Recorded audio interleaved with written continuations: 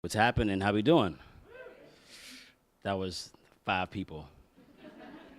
I'm assuming everybody else is not happy to be here. No? I had a beer. I'm happy. How are we doing? All right. Thank you. Yeah, I need that. You'll. If you ever see me talk somewhere, you'll notice that's sincere. It's like weird. People stare at you and don't make noise. But to give you like some context for what I do, and just off the bat, I want to just thank Chris and Dave for bringing me here, and I'm honored to be somebody who's not necessarily formally in academia, but I have friends who call me like the people's professor, and they just kind of call me like that, just over drinks and laughter and jokes. And I'm really just honored to have a conversation with you all here today. And so, if there's moments where you have like questions or some insight before the Q&A, don't be too shy. If it's like burning, I might have a couple rounds of burning questions as we move through. And so I want to talk to you a bit about just like my background, and I'm going to share with you a book that literally comes from like my high school time period. My name is Kamau, but I was born Samuel. My grandfather's name was Samuel, so was my father. I was born Samuel, and I was just like, doing history in high school, like about senior year. And I wanted to find out more about the Black experience and the role Christianity played during the Civil Rights era. And for me, it was the first time growing up in a Christian household that I began to address some of the complicated history around Christianity and slavery and the Black experience. And so I was like, you know what? I'm still okay being a Christian, but I want an African name. Y'all deal with that? And they were like, no. And so I began to kind of like go my own way. And me and my parents are cool now, but I kind of veered off a little taste. And one of the things that I read when I was a youngster is this book called Miseducation of the Negro. And you ever heard of this book before? And Carter G. Woodson, who is the founder of the whole idea of Black History Month, at one point in time was Black History Week, just kind of had these like really just powerful, simple ideas about how we approach pedagogy when you're dealing with people who are oppressed. And perhaps you might have heard of Paulo Freire, Pedagogy of the Oppressed. Anybody heard that book before, read it? And I began to think early on in my life, before I became like formally an adult, about how information performs. Like reading something doesn't necessarily like make you smart necessarily. It's kind of like it is information, but there's ways that facts and concepts begin to take on character inside your own brain. And so without knowing the word metacognition, I began to think more critically about what I was consuming when it came down to books and what I read and what I chose to believe. And so I'm gonna read you a little quick little passage, a little shout out to Carter G. Woodson, because this began to just kind of make me think some more about how you consume information. Page 3. As another well said, to handicap a student by teaching him that he is black face is a curse and that his struggle to change his condition is hopeless is the worst sort of lynching. It kills one's aspirations and dooms him to vagabondage and crime. It is strange, then, that the friends of truth and the promoters of freedom have not risen up against the present propaganda in the schools and crushed it. This crusade is much more important than the anti-lynching movement because there would be no lynching if it did not start in the schoolroom. Why not exploit, enslave, or exterminate a class that everybody is taught to regard as inferior? And he added an exclamation point to make sure people heard him on that particular point. And so what I began to do early on is just consume different types of information about the Black experience, and often what I would think in my mind would not quite sync up with what I was told about the Black experience. And so how I got to doing walking tours is I feel like that's an awesome space to approach as a act of literacy. Because in a public square, you have text, you have street names, you have buildings, you have monuments, and there's text there, but there's also another layer of text that might be more of the artistic or sculptural form. And that is also worth reading. And I think the beauty of being in a public square and approaching it as a form of literacy and reading is because that's where like life is happening. If you're somewhere reading in your own room, that's all good, that's lovely. But there's a way the public square impacts how you see yourself and how you perform in the world that needs to be unpacked so that people feel comfortable, safe, and of equal footing. And so when I do my walking tours, I like to critique the way the world has chosen what's important, what's to be talked about. And when you do it as a collective, in a circle, and everybody has agency to consider the characters and the people and the time period, it's even therapeutic. And so, I'm not a professor, but I think that part of what I like to do is gather people, have conversations, specifically in the public square, because that's my classroom. Jamie asked me where I taught earlier, and I thought to myself, like, how do I answer this question? I was like, the streets? And that's what I do. So that's part of why I'm here right now, because it's a fun exercise. So hopefully that gives you like a little bit of a range of who you're listening to right now. Was that terrible? Was that boring? All right. What did you say, Jamie? Oh, thank you, Jamie. My new friend, by the way. If you give her a shout out, she shot me back. We good. All right. So has anybody here heard of the Black Gotham experience by any chance? 1, 2. All right. 3, 4. Fabulous. 5. Okay. It's just people are going to realize they saw it. So what Black Gotham experience is, it's a visual storytelling project. And a lot of times, if anybody has taught K through 8 or high school, people often dumb down picture books. And as a comic geek who loved graphic novels and ElfQuest and Marvel, I remember hearing my parents have debates about my reading, and it was like, Sammy's not really reading. Well, yes, he is, but they're pictures. And it's just kind of like you have this way of like somehow not respecting visuals, as if somehow it's less intelligent to look at a picture and text versus just reading text. And I get it from a fluency standpoint, but the reason why I think visuals are so powerful is it actually allows you to think about things that might not be written. It's a very important part of education, is getting your own perspective and your own opinion. And if everything is handed to you in the form of text and there's no images to talk about, then a lot of times the conversation's already been directed. And so we're looking at Black Gotham as, yes, walking tours. But the reason why it becomes visual is because there's something that has happened that people often don't pay attention to, that we tease out when we go on our walking tours. So here's the first real question for you to consider before we go anywhere, because it ties into the theme of this evening. If you think about the history of New York, just begin to draw into your mind what you think about, what images you've seen. Let's go back to the moment that this actually becomes New York City, which is September 9th, 1664. Let's go forward 1 decade, 2 decades, 3 decades, all the way to get to 100 years. So from 1664 to 1764, what have you seen or consumed in the form of media or artifacts that give you a sense of the lived experience of New York City? You can begin thinking about that right now. And you can go wide. It could be popular, it could be a play. But right, but the thing that Jamie's asking, like, what have you seen? Like, yes, that is a question, but often what people do is they begin to tell me what they imagine. The thing that has to be done to answer the question the way I'm when I'm asking it, is it can't be your own imagination. You can't generate your own protein right now on the spot. You can't say, oh, well, it probably was like this. It's like, well, what have you seen? It can be an artifact, it can be popular culture, but what have you seen that gives you a sense of the first 100 years of this city? All right, new best friend. But you gotta be specific, Jamie. Slavery in America, that was narrated by Morgan Freeman, and they do talk about the Dutch Emancipation Company, the first 11 accusations of Congo. So that's my picture. I know it's earlier than the time period, but I think about like the sort of they were created images in the 20th century. So that's what I think. Okay. Attempts at historical recreation.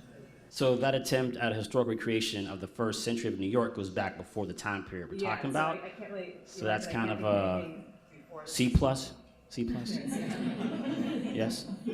Book that I read called Low Life by Luke Sante, about, I guess, sort of the colonization of Manhattan, but it covers that time. Right, so you read a book that covers the time period. Were there images in that book? There were a few images, okay, but maybe not from that particular, because were there photographs?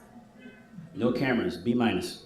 Yes, St. Clair. I would say black and white films from that were showing that period. Let's say the original Scarface movie, black and white films like that try to recreate films in the past. Like Scarface and Tony Montana? No, yeah, but the original black and white stuff. That showed New York in the 1600s, early 1700s? I might give you a D, man. We'll take one more. Yes, ma'am. We're gonna have a talk, bruh. St. Paul's Chapel is still standing from 1760, and Okay. Bowling Green Park. There are some of the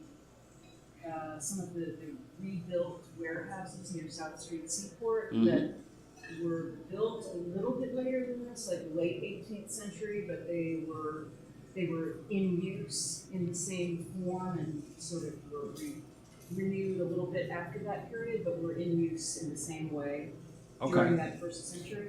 Okay. So we have some things that existed back then, such as Bowling Green, or some space in the South Street Seaport.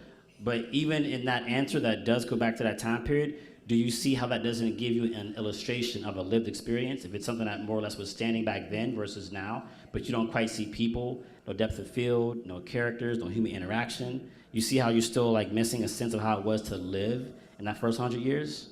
What about the slavery burial ground monument would that fall? That would. So you have some things at the African Burial Ground between Drain and Reed Street that have some bronze medallions on the ground that do give you a sense of some like abstract moments of how things might have looked. But also a lot of that still, there's one that goes like 1741, but that would count. So you go, got your A, 2 swings. All right? So, but think about it. So collectively, either you raised your hand and you went for it, or you thought about something, you didn't share it. We have the African Burial Ground as the one thing that we possibly has consumed to give us a sense of an entire century of New York history. Does anybody find that bizarre? That whole 100 years is missing from our collective visual memory? Think about this. If you actually see some of the artifacts of New Amsterdam, which lasted for 40 years, there's more paintings and more etchings of that 40-year history than the first 100 years of New York. Does anybody find that interesting? Yeah. Okay. Who's doing that? Jamie. So what I'm trying to tease out is that there's some missing information, and we live in a very visual culture, and the English were just as good at record keepers as the Dutch were. So why is it that the artifacts and museums and institutions, by and large, have not really properly represented this time period? Or you also have entertainment, creatives, and media not choosing to do this first 100 years. Instead, it's like, let's show the American Revolution, let's show the Civil War, let's show the Tudors and Shakespeare. Let's jump over the early stages of New York. And part of what I want to talk about right now are some very important moments that we miss when we walk around with a big black hole in our psyche when it comes down to New York's origins. Y'all with me? Y'all ready to go? All right. So here are some of the things that you're going to find out. There is a very large imprint of black impact on New York City that is covered up when you basically erase that first century. And it's intentional. And if you think about the mentality during the Federalist period, during the time period when, you know, even prior to that, when it's like, is New York going to be our state's capital forever? Do you want to move it?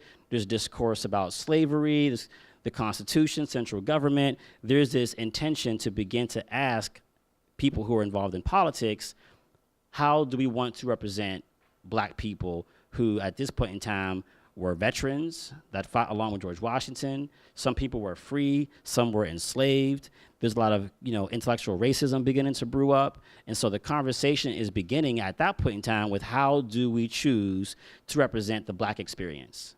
And part of what you're going to see is, you know, time and time again, there is this erasure of we're not going to talk about that. And this goes all the way back to the early stages of our nation. And in 2017, that erasure is still there. And it still affects how we see ourselves as citizens, and also affects how we see our black people, myself and other folks, but also how we see ourselves, because a lot of the things that have happened in New York have shaped the nation, especially considering how this was a very important port city and also our nation's first capital, where George Washington took his oath of office. You might have seen Hamilton, all that kind of fun stuff, but you also have some very important things, the Bill of Rights that were signed here. I mean, this is very important American history and New York history that more or less has been like kind of hidden in many ways. And so here go the 5 things that I feel I want to talk about today that will help you understand what's missing when you throw that entire tub of bath water out. A lot of babies are in it. The first one is Land of the Blacks. So you might have heard about, maybe not. I imagine some of you have.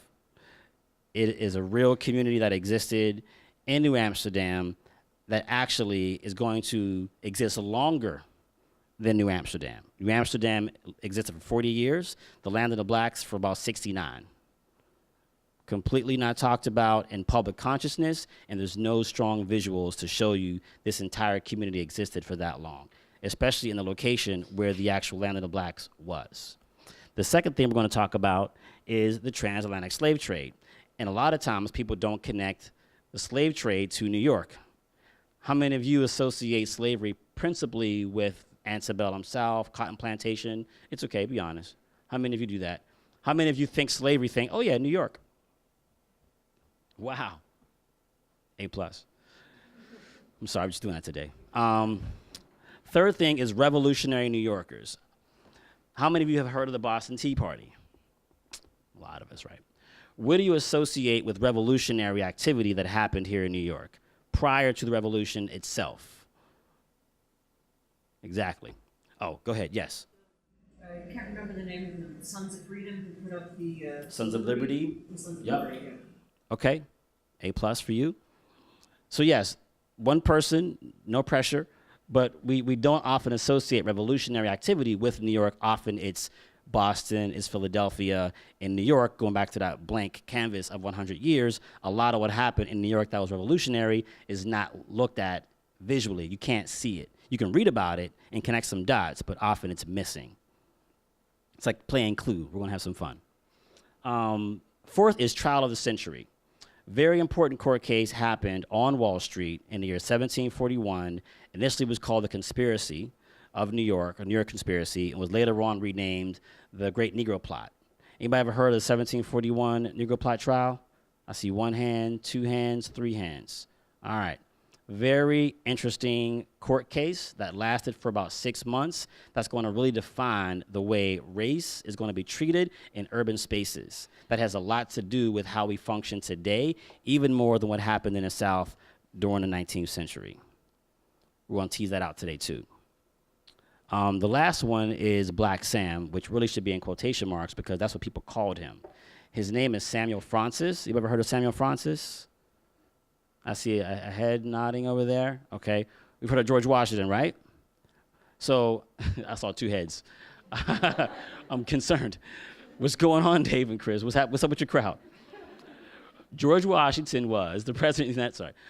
Black Sam was a person who ran a tavern, and George Washington is not from New York, but he spends a lot of time in New York, and one of his main connects is a guy named Sam Francis who ran a tavern that was a major place where a lot of revolutionary conversations and plotting took place. And if you walk down to Pearl Street now, most of the images on the front of the museum or the tavern are going to be George Washington or some other white patriot. You walk inside, they have a white picture of Sam Francis, and they debunk off the bat, he's not a black person.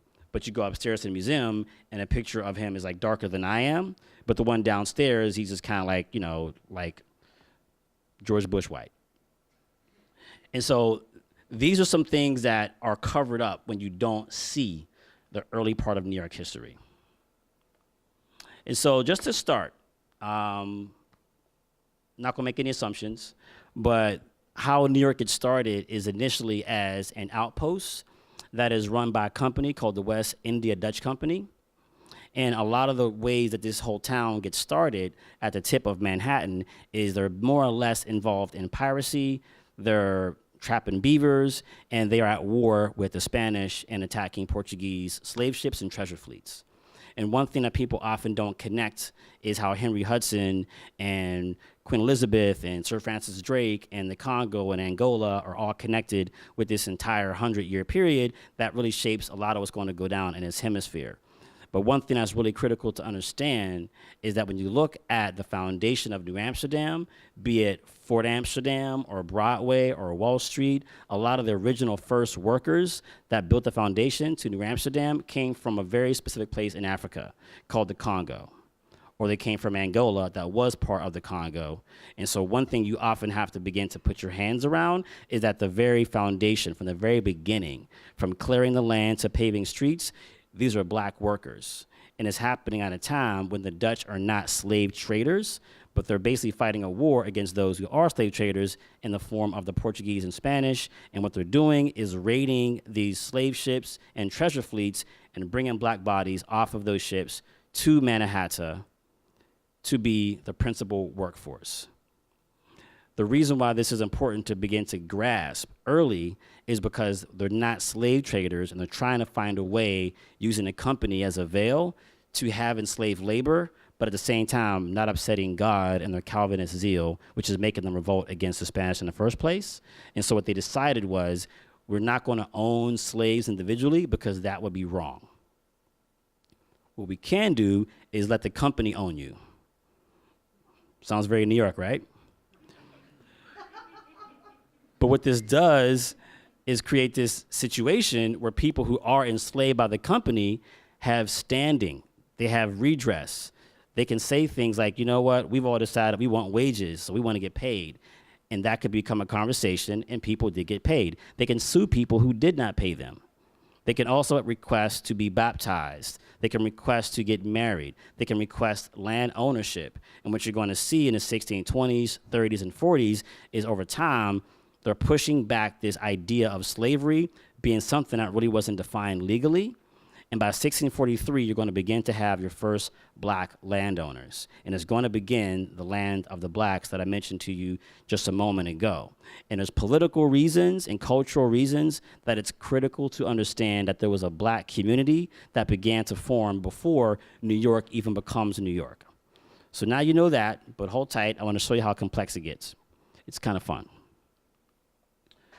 When you look at New York, this is like 1660. This is the Costello Plan. By the time New Amsterdam is developed at this level, the people that came from pirate ships, that were taken from slave ships, that came from the Congo, names like Domingo and Manuel and Simon and Paulo, who were Catholic and spoke Portuguese and possibly other, one more language, they're building Broadway. They're building the fort. By this point in time in 1660, the majority of the first 11 that came to New York are now landowners between East and West Village, which is wider than Wall Street. So they're more or less beginning to build a community that has parity with the same size of the place where they were company slaves. Squad goals, right? Squad goals, I'm sorry, maybe just explain that. Squad, they were on the same slave ship, they got pirated, they knew each other, they were homies. They came to New York, they began to work together to make themselves more free, and at some point in time, they can hang out and, drink beer and have parties in the backyard, eat some deer, and say, squad, we free now. I did that for you because you've been getting A's all day. Everybody else got that early? We good? Okay, so we can talk about it in jest, but if you think about it from a lived experience, if you have a college buddy or like a homegirl or a homeboy or whatever, imagine that as a lived experience to go from the Congo to a slave ship to a pirate ship to come to New York and to have this as an actual lived experience. And now you're beginning to build an entire community that's going to be actually comparable or larger in size to the place where you were enslaved. And this is really important to begin to understand because it adds to the texture of what's going to become New York. And this is part of the first 100 years that we miss. Quick exercise, though. Who's seen this image before? 1, 2, 3, 4. Okay, 5. All right. So this image, if you actually took your phone right now and you Googled slavery in New Amsterdam, you're going to get this. It's in a number of books. It's an archive from the time period of New Amsterdam. But all they say is it's slavery in New Amsterdam. It's not really unpacked or teased out artistically or historically. And so just by a show of hands, no, we're going to do it different. I need one person to represent a swath of the room. Who can tell me you had like about 2 minutes, right? Who in this image would you say represents the highest ranking person in the image?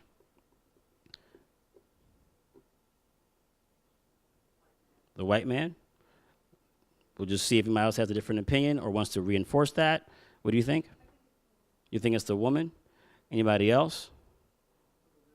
I heard the woman. All right, cool. So let's begin to have some fun. Who has the bigger budget when it comes to buying shoes?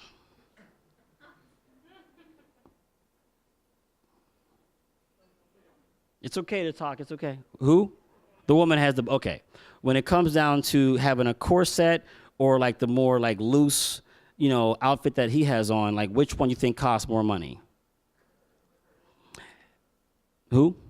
The woman. It's okay to say woman in the room. It's okay. The woman does. Don't be scared. Who has on the better hat? The woman. Who has like their countenance, their gaze is just more confident? Who has a higher chin, higher gaze? The woman does, right? You're all afraid to say woman. I like saying it. It's okay. I'll help you.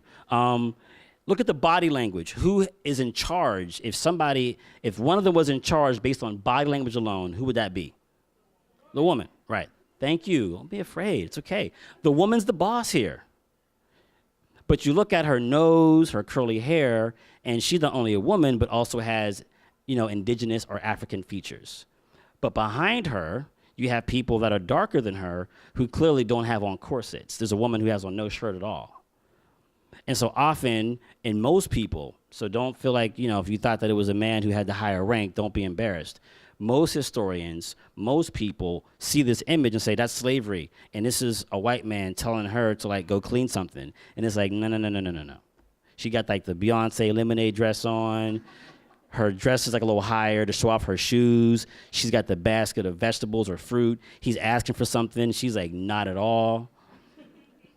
You know what I'm saying? His chin is lower. And so part of what you can look at here is maybe she's the landowner. Maybe she's a person who actually that morning picked some vegetables, got on her horse, came down to town, and was able to tell somebody else who just showed up, I don't want none of your tobacco, I don't smoke, and just kept it moving. And so you have to begin to populate your imagination with black people coming from Angola and or the Congo who are polymaths, polyglots, landowners who can walk into New Amsterdam and see somebody who might be our version of just a white man without any particular ethnicity and be like, I'm actually good. I don't really need anything from you. I got land. I got fruit. I don't want to talk. In the moment that New York City becomes New York, this is potentially one of New York's initial quintessential ethnic neighborhoods. Because of course you had the First Nations, but they were already here, right? So we gotta acknowledge that they've already been here for thousands of years. If you actually go down below Wall Street, that was then New Amsterdam, by the 1640s, you already had like almost 20 different languages being spoken. And so it's very cosmopolitan. But when you go to the land of the blacks, the vast majority of them are gonna come from Angola and or the Congo. And so this is something that is going to be baked into what's going to become the New York experience. And if you go to East, West Village, Gramercy Park, there's no recognition of the 28 landowners that comprise that neighborhood. So once again, the public square is uneven, but it's a very interesting, worthy thing to consider that here in New York, we have one of the first, if not only, self-manumitted group of black people that created a community that predates the United States of America and New York City. And that's something to be proud of, but instead, we don't see it. It's missing. Now let's talk about revolutionary New Yorkers. But let's talk about New York and why we even have a New York City. Just loosely, what is New York named after? It's called New York, but why is it called New York? Like, of course, like New Amsterdam, named after Amsterdam. New York, why? Why do we have a New York? What's the purpose of New York? Why was it taken from the Dutch in the first place?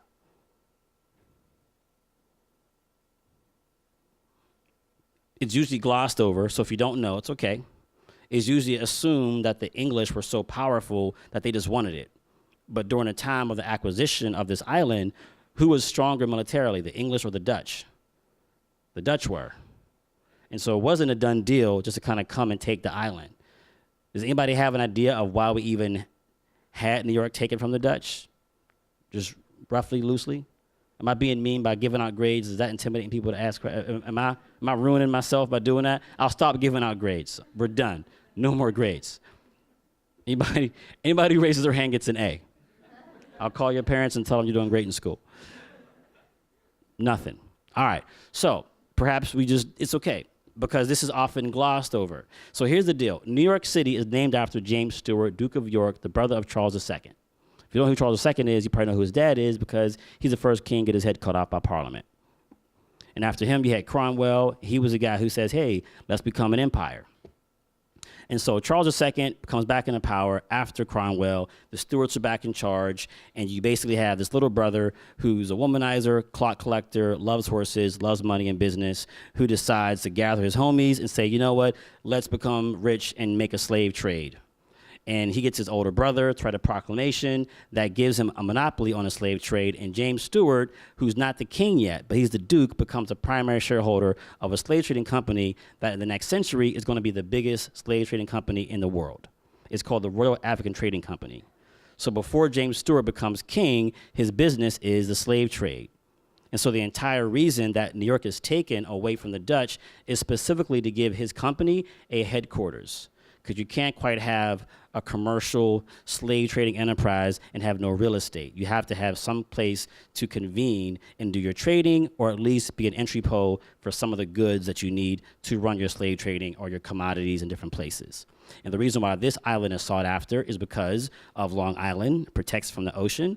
The harbor's nice and calm. It's a gigantic river. They're like, great, we're going to make a lot of money. Let's take the island and let's name it after the person who owns the company. So not the king, but the Duke.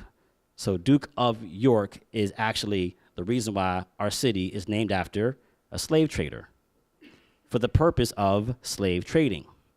And if you see the first 10 years of New York, what you will notice is that there's all kind of ships that are going to come here, headed to and fro Barbados, Jamaica, and Antigua for the sole purpose of making England wealthy off of slavery. And so part of the reason why we don't know about this first century is because it doesn't quite go with the brand of New York to be a slave trading capital and named after a slave trader.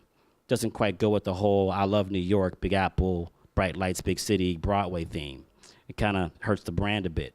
And so we don't talk about it, but we need to, because New York still has some of the same issues around income inequality. You know, New York has the biggest segregated school system, I think, in the country. So we kind of like miss the point by like not talking about the actual foundation to the city. And so one of the first things we have to understand is that New York City, this island that we're on right now, has more to do with slavery than any city in the South. Because even before cotton becomes a commodity, sugar is like, you know, white gold or legal cocaine. James Stewart's the first Pablo. It's making lots of money for the kingdom. And New York City is right at the epicenter because they're using it as a place to trade and sell goods to people who need goods to run the plantations in the West Indies. Follow? So, Can I ask a quick question? please. Do you know, so is this, did that have, you said earlier that the Dutch were not involved, because I was in the Dutch West India Company as being like the heavy slave traders, like when, does the birth of the Royal African slave trade, does that kind of push the Dutch towards in the business of the slave trade? Awesome question. Fantastic question. Jamie wants to know, because the Dutch definitely do involved in the slave trade, she wants to know, does the creation of the Royal African Trading Company push the Dutch to become bigger slave traders? Is actually the other way around. What happens is after the war ends with the Portuguese and the Spanish in 1648, or one way to mark it is when Stuyvesant shows up, because Stuyvesant, you've probably seen him before, peg leg, mullet.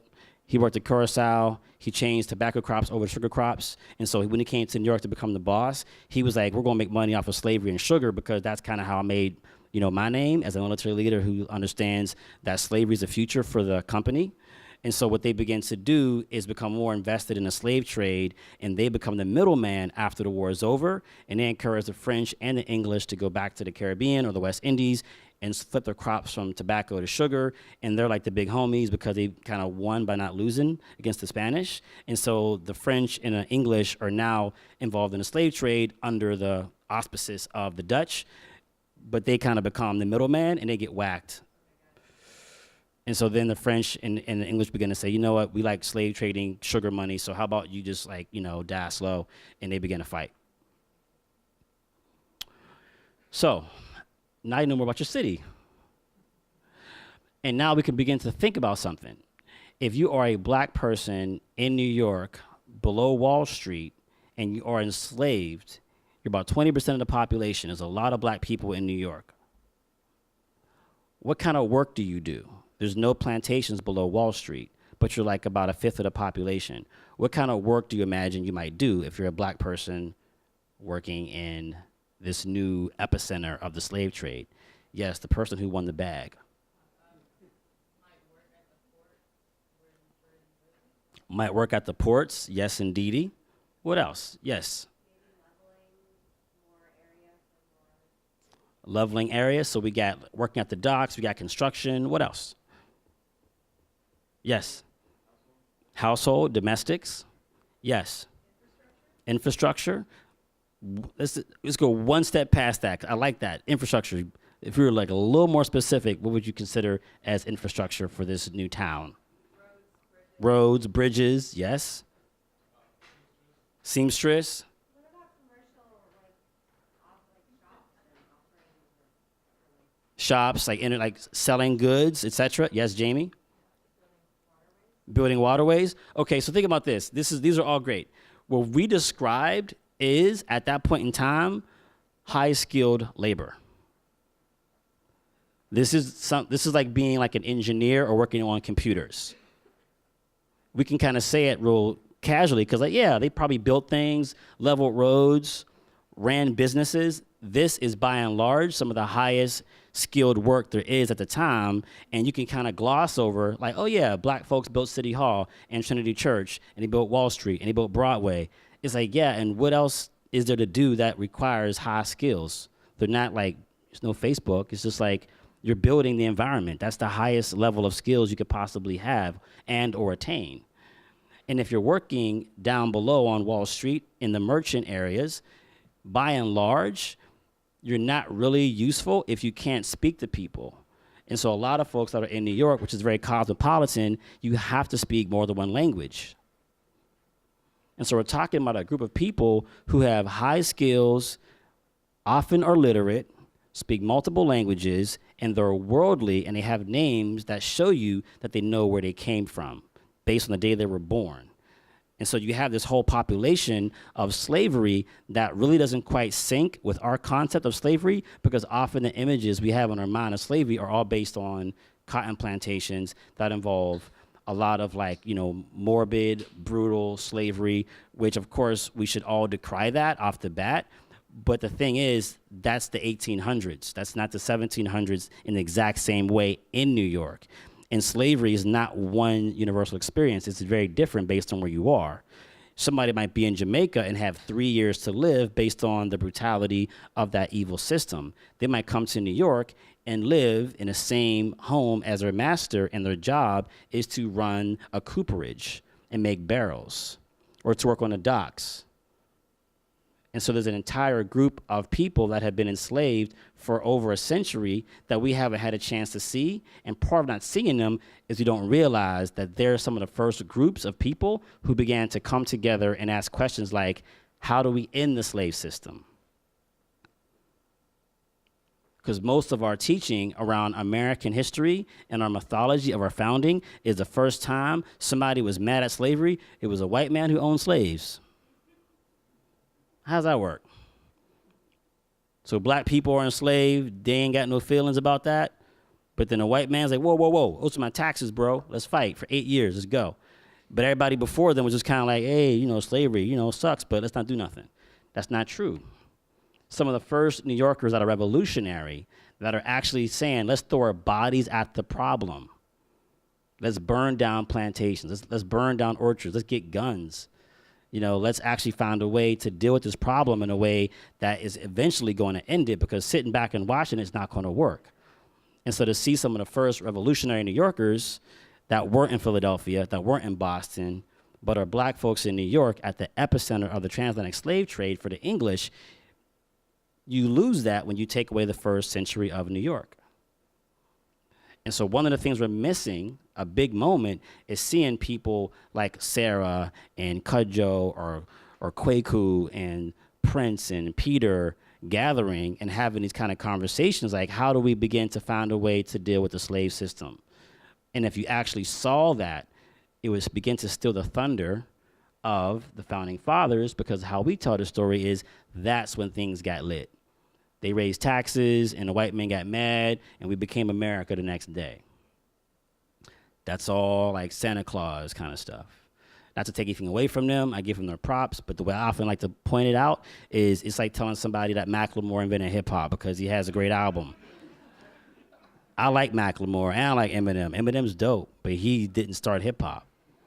And Eminem will tell you he didn't start hip hop. And if you actually could bring George Washington out and say, hey, you know, can we channel somebody and bring him here right now? He'd be like, we watched black people, we saw them. They were the first ones, and it was known if you were a rebel in 1710, 20, 30, 40, 50, 60, a rebel was not a plantation owner. It wasn't Benjamin Franklin, who was a very successful businessman. It was black people. And so we're missing that in that first 100 years. We had one hand go up when I asked a question about the 1741 Negro plot trial. And this is one of my favorite fascinating aspects of New York history, because what you're getting now is the generation right before the revolution gets started.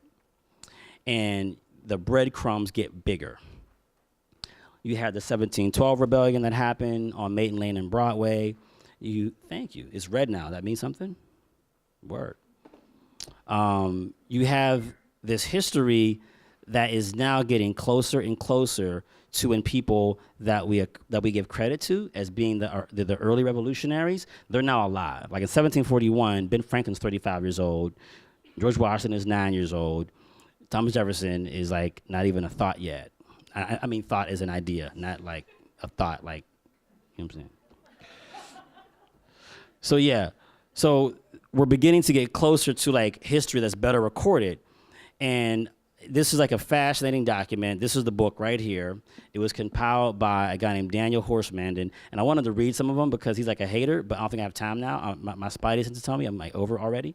But the point is that when you look at the way this document is written, a journal of the proceedings and the detection of the conspiracy formed by, can we all say it together? Some white people. A little on the nose, right? In conjunction with Negro and other slaves. Now, in this court case, the vast majority of people who are going to be indicted are going to be enslaved or free black people that are accused of having this conspiracy to burn down New York City, take it over, create a new government, and make John Hewson from Ireland the king of New York and this black guy named Caesar the governor of New York.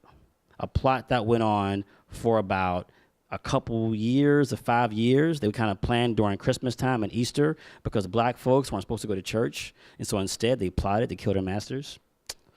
Americans learned from that one. Black folks go to church. Sorry, I'm not trying to hate, I'm just saying, it's history.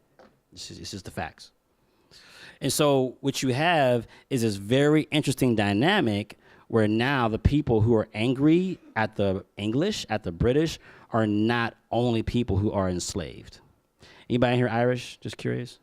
Represent? Holla. Okay. So your forebears is 1741, and they love the British, right? No.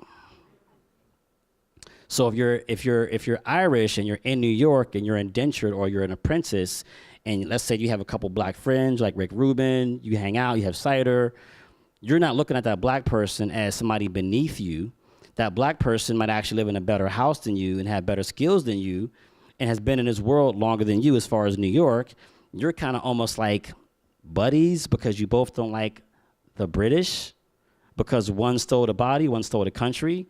And so over time, you begin to have the working class do something that's very dangerous, form friendships, relate to one another, identify that each one of them is more or less has the same enemy. And back then, you had like the top 10%, and they then, in 1741, 1740, 1739, were like, we don't like the way the income breakdown goes.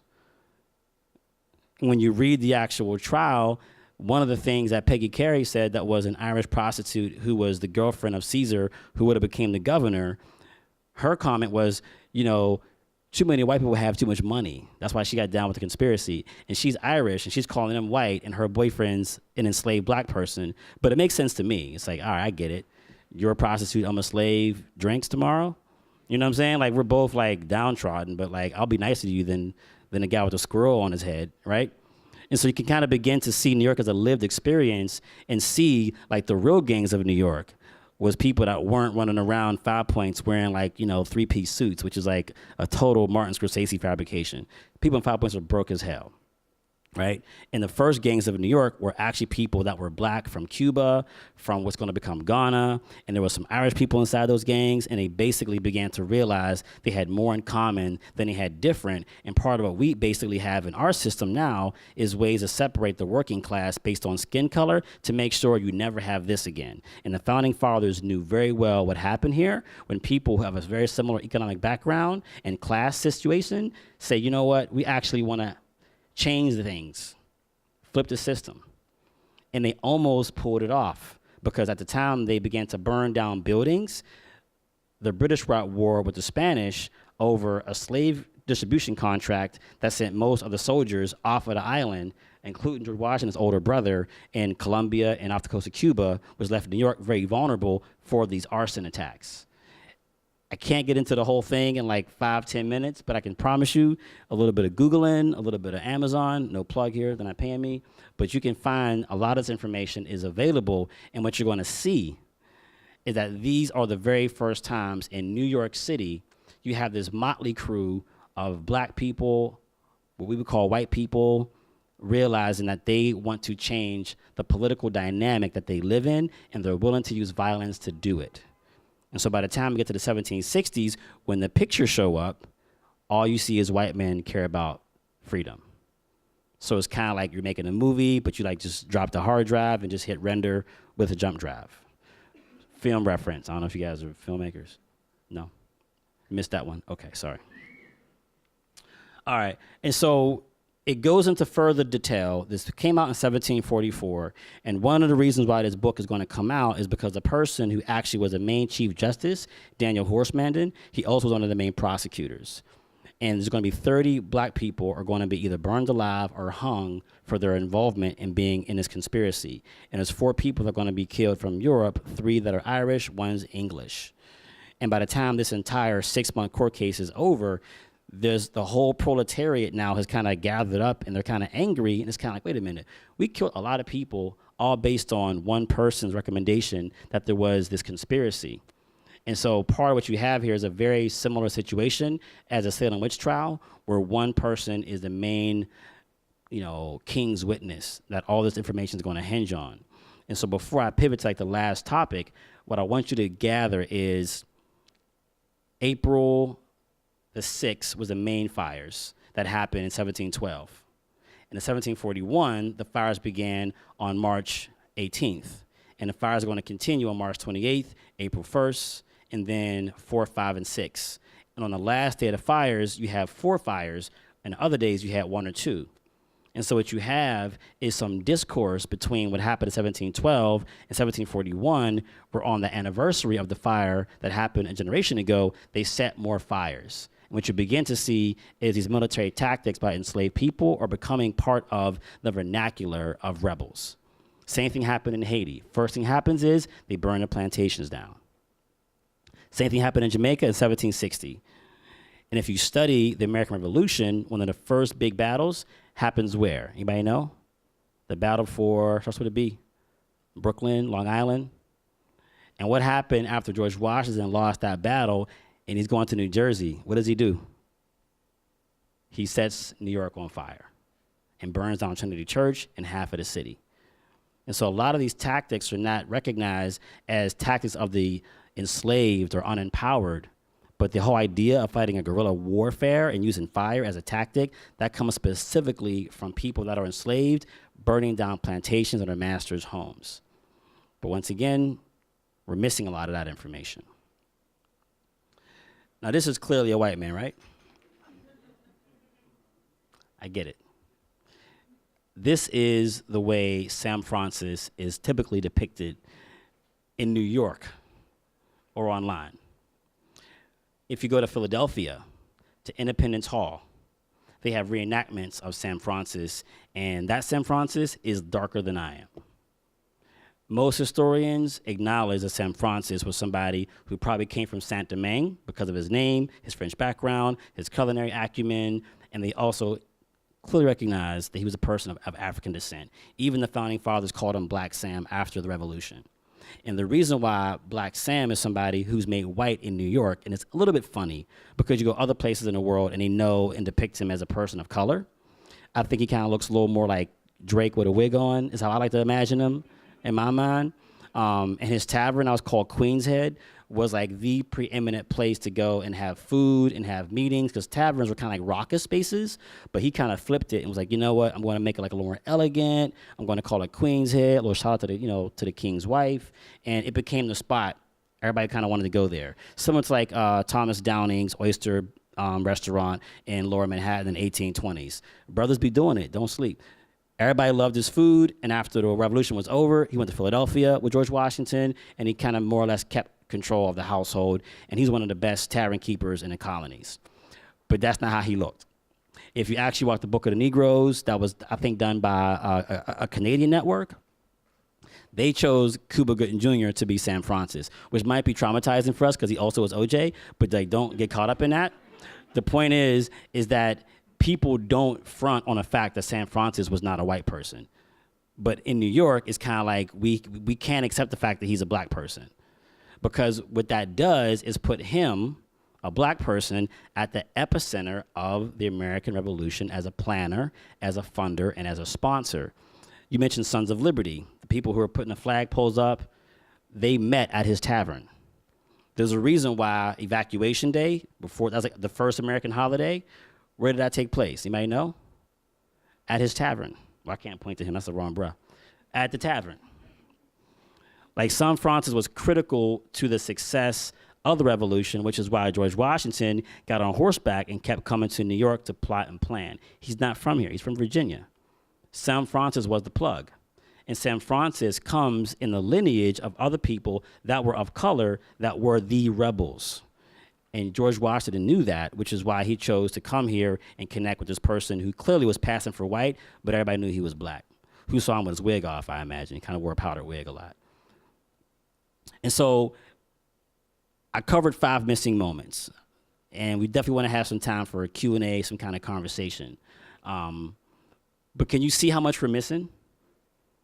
Can you see how that cover-up begins to allow us to have a conversation where people feel like the only people that can take credit for wanting to be free from the British and willing to fight a war that had all the odds against them all look like George Washington? But George Washington, by 1777, had an integrated army. And besides San Francis, he had Hercules, one of his cooks. He had William Lee, that if you like Google him, looks like Andre 3000, has like a red turban and can ride a horse just as good as George Washington. I mean, he basically had an army that looked very much mixed. But the next time we decide to have a military that's mixed, it's not till Vietnam. I got uncles who fought in Vietnam. And so what begins to happen is we become more racist. America does. During the Revolution, the Howe brothers banned slavery. And they were the first ones to actually take on black troops. And so what you actually have is a very clear downgrade of how black people are treated. The Dutch were a bit better at first. And even the British, who had this trial where they killed 30 black people, they saw them burning down buildings. They apprehended them. They put them in prison, and they gave him a trial. Philando Castile didn't get a trial. Mike Brown didn't get a trial. Alton Sterling didn't get a trial. They're getting murdered on the spot.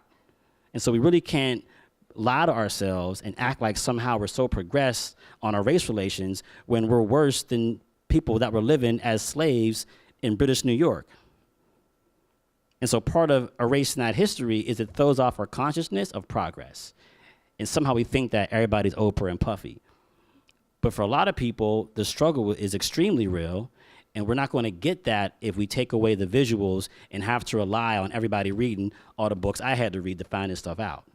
Because we don't like to read here, except for us in this room. We got to get on, we got to work on that. But I'm going to just basically conclude in a real simple way. Are we doing a Q&A? All right. is I want to talk about how I even quite got to doing this, which is not really like something that I planned. Anybody ever been to the museum called the Tenant Museum, Lower East Side? Perhaps you've already heard the story before, but that's really kind of how I got sparked. This is me when it's crazy. Like, as I get older, my hair gets longer, which is like, it's the opposite. I'm both like get older and lose my hair. Anyway, I'm okay with the way things are working out. But at the museum, you know, I love people, I love history, I love stories. I'm giving stories about, you know, German, Italian, Jewish people coming to New York in the 1860s, 70s, 80s. And I'm giving a tour to a school group in 2008. Obama's running in the primary. Might be him, might be Hillary, no one knows. And I'm talking about this tour called Getting By, about how people are struggling in 1800s New York City. And after 90 minutes, one of like the two young ladies, like three of them actually, well, girls, like 12 years old, asked me the one question that they asked the entire tour. They were quiet, kind of giving like the side eye the whole tour, kind of like, well, all right, whatever. And I was trying to engage them. So after 90 minutes, the one question they asked me was, where's the black people at?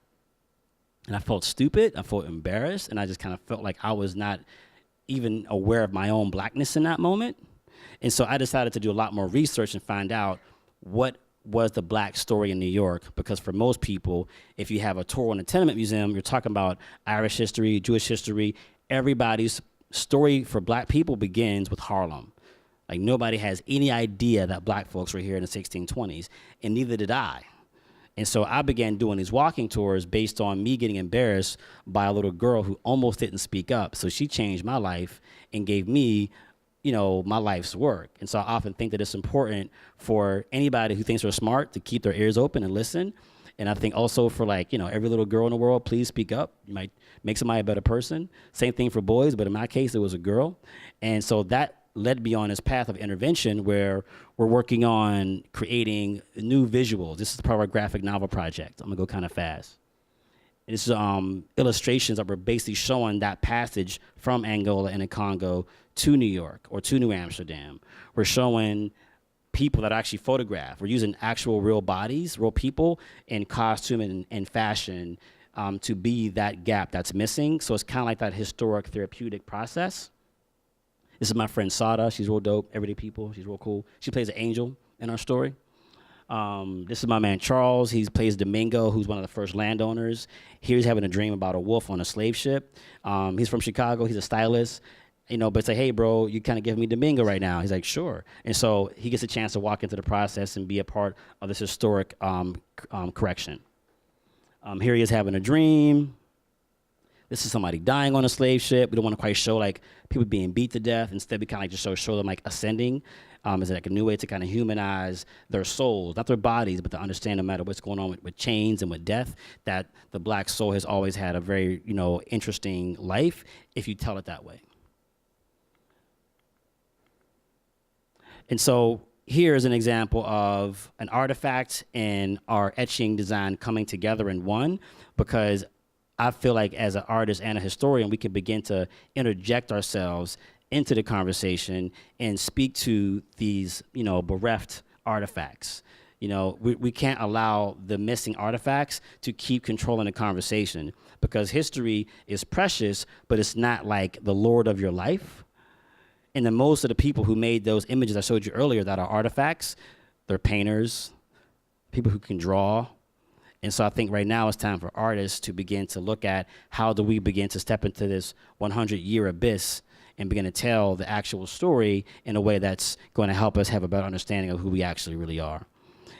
And this is from a public art project we did with Lower Manhattan Culture Council and Department of Transportation. It's on Water Street and Gouverneur Lane. And it's really cool to see how we can now take these visuals and push into the public square and begin to even a playing field a bit, because I don't know who's seen it, but people often bump into me and say, I saw it, I read it, that's cool. And I think it's so important to approach the public square with power and purpose and not be afraid or intimidated to put something up in the street, whether you are a wheat paster or not. I'm not trying to say how to do it, but the public square is lopsided. We got to fix that.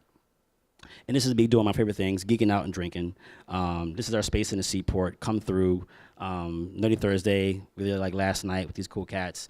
And so, you know, ending on a happy note. History is fun. You just have to drink to like process all the pain. So yeah, thank you all for listening.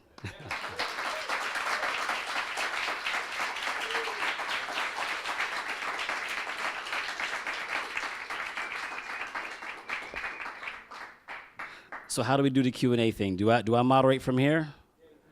All right, I'm not giving out grades anymore. Word. Oh, say so you got this. Cool. You ain't got this? I choose Makiba. See, I got friends now. Back to the whole squad point. This is the whole squad. What archives did you visit while you were gathering this information, or just like cool places that you came across? One of the things that I've actually done, and I love this question, and I like to answer it backwards. And by answering it backwards, I like to show that there isn't necessarily like a treasure trove that I discovered. A lot of this information of established fact is already out there. You have to like draw the contours. Like people know about Henry Hudson. They know about the West India Company and East India Company. They know about the Congo. That's already kind of out there and documented, scanned or in book form. And the same thing with George Washington, like with him and his integrated troops and with William Lee and Sam Francis. Like those things are out there. It's kind of like, I mentioned, sometimes I kind of compare it with like Walter White. Everybody knew he was selling drugs, but didn't know he was selling drugs.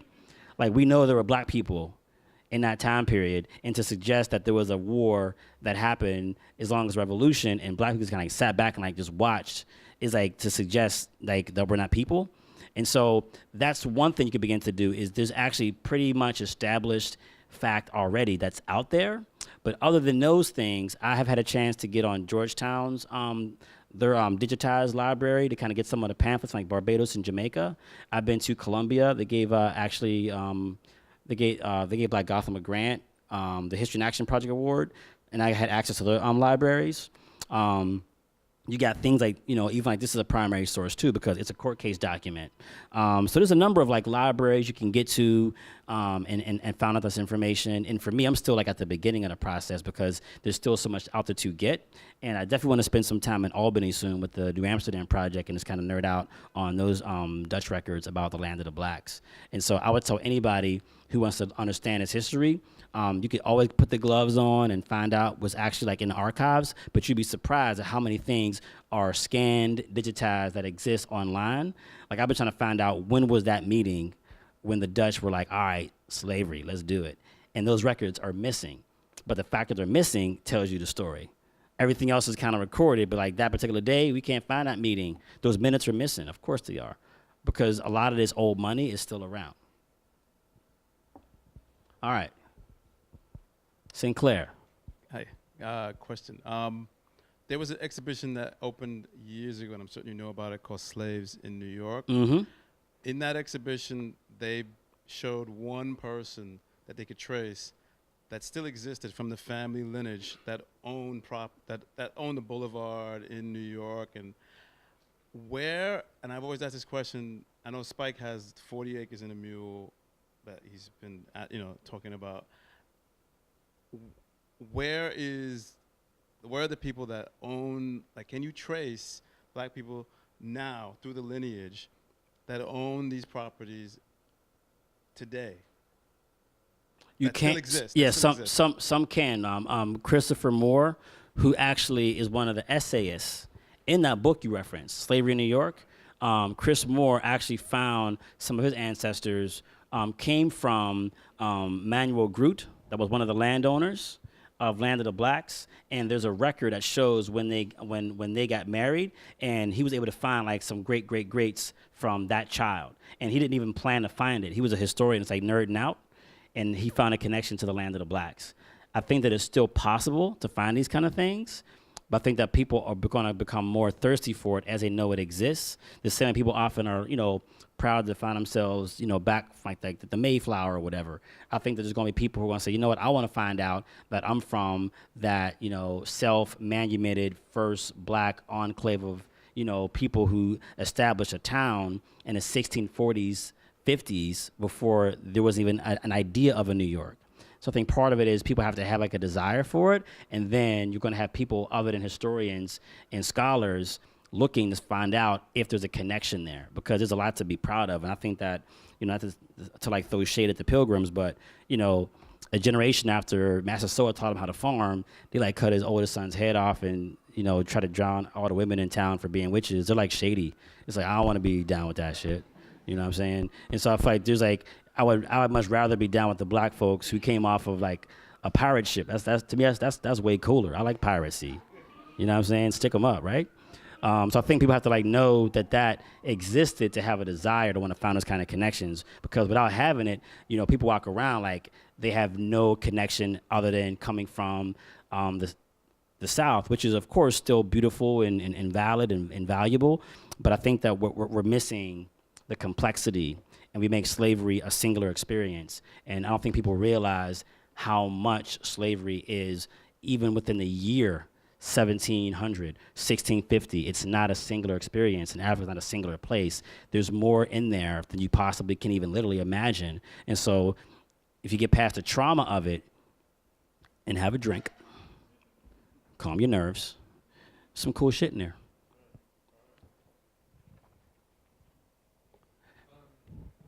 Were there a lot of casualties during those arson attacks? On which side of the arson? During when they were trying to burn down New York? As in people that were killed by the arson, or people who were killed setting the fire? I mean, is it comparable to modern terrorism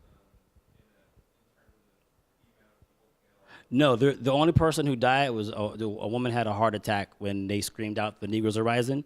She fell down. Her heart started beating. Yeah. No, I'm not trying to be funny.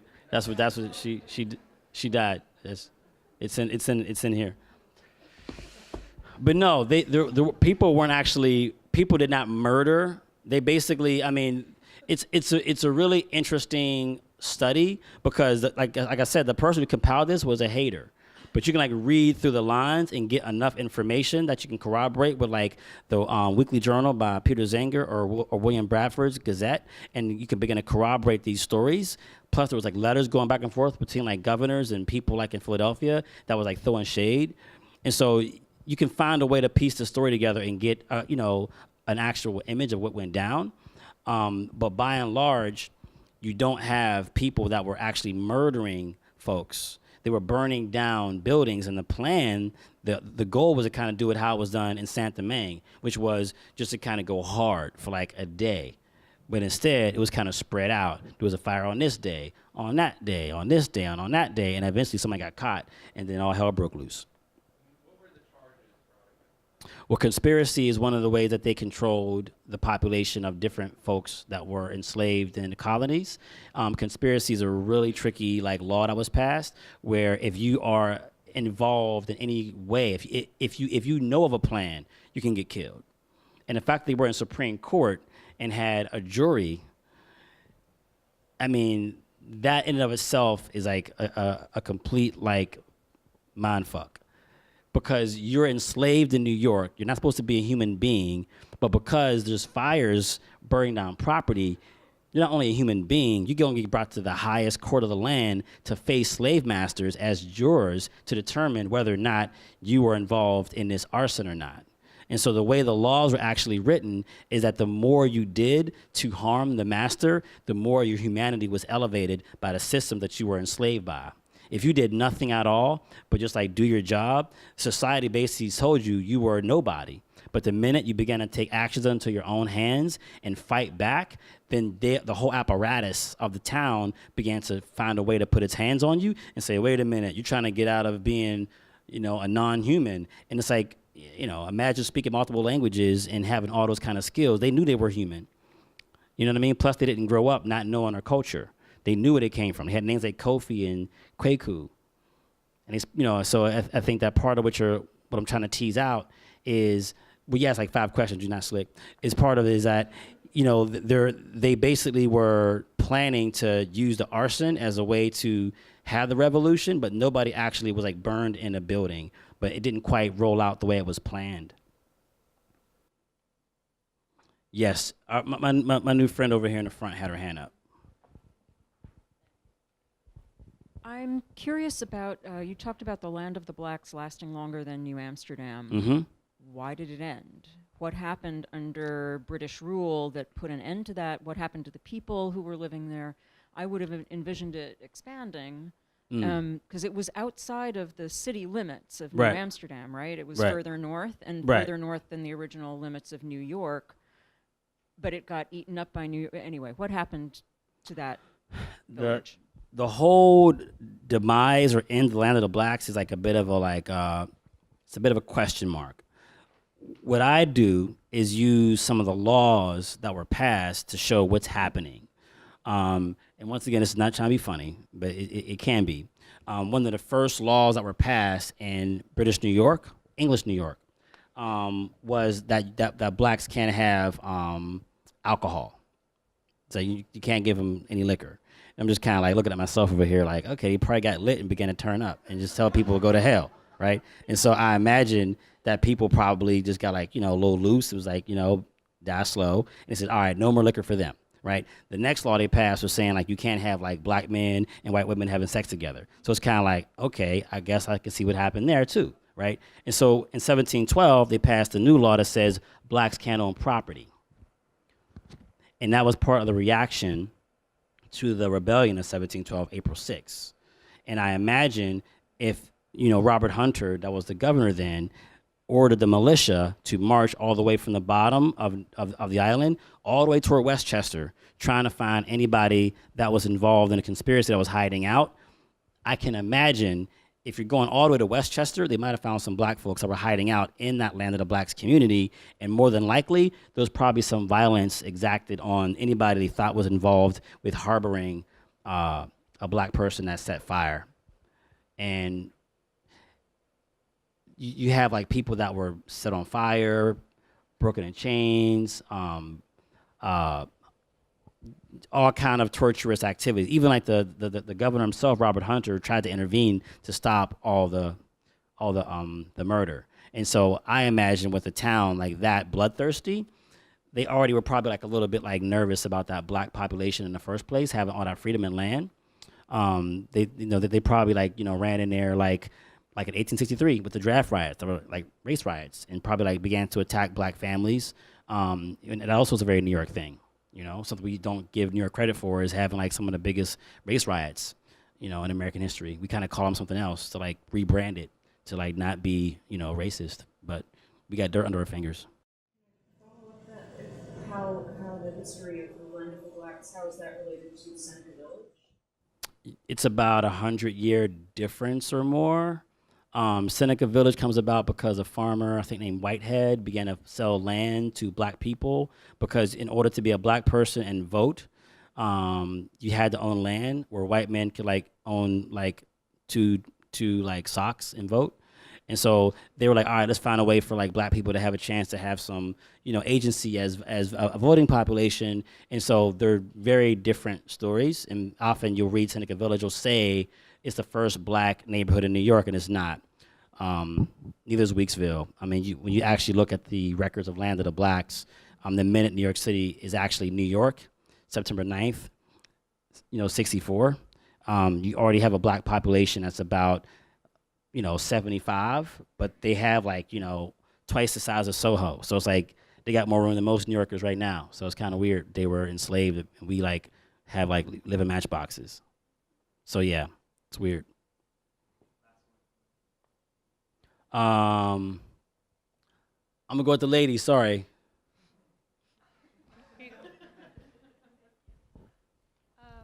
So my question is about the lack. Can y'all hear this lovely lady speaking? It's not on. I don't know. I'll just be loud. I'm gonna repeat her question then. So my question is about the lack of visual evidence of Black life in New York City during this time. It's working now. When did the censorship happen? Was it during that time, or was it after? Or, yeah. That's a great question because I kind of stumbled on it. Like I said, I wasn't really like planning to do what I do. I got caught out there. I got owned, so to speak. And as I began to like dig and try to find out more information, I found all kind of interesting text that describes these.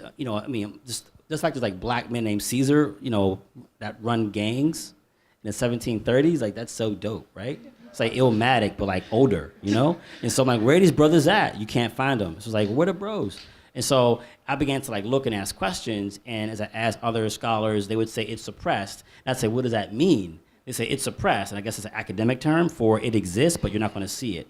And if you look at, these two very powerful nations here in the form of the United Kingdom, United States, that both have decided early 19th century that this information is not something they want to get out into the proletariat to have a conversation about these more intricate way of looking at slavery and freedom and liberty. And so I think early on, these institutions and universities and colleges and politicians early on was like, you know, we're not even, nope, we're not talking about that. Next. And I don't think it's been seen ever since. I think it's completely impossible for the English to keep hella records to just have an entire century that's a big bagel. This doesn't make sense. That shit's somewhere. I'm sorry, I was told I could cuss by Dave and Chris. I saved it for the Q&A, just in case this goes on YouTube or something, so they can see, you know, I can have different skills. Can homeboy ask the question? That was painful. Do you have a favorite personality from this time that you're studying, and who is it, and if so, why? Caesar, gang. He had homies, you know what I'm saying? They were just wild, you know what I'm saying? They were just wild as hell. And I think that there's like when we think about swag and gangster, it's just kind of like it's like a hood you mad at. Like, you don't like that guy across the street because he did something to your girl or your mans. It's like this guy was kind of like, nah, I'm a gang leader, and middle finger up to the British. Like, I'm not like a gang leader trying to, like, you know, beat you up across the street because you have better clothes than me. Like, F the king. Like, that's gangster.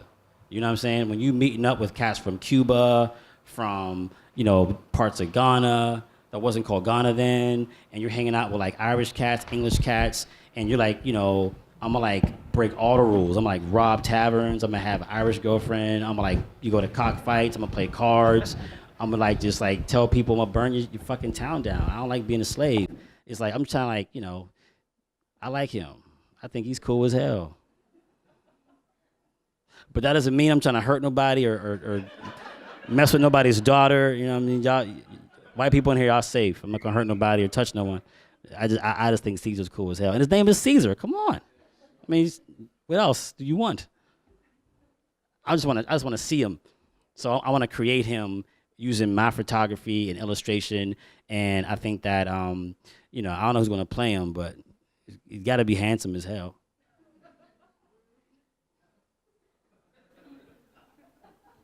I guess a good note to end on.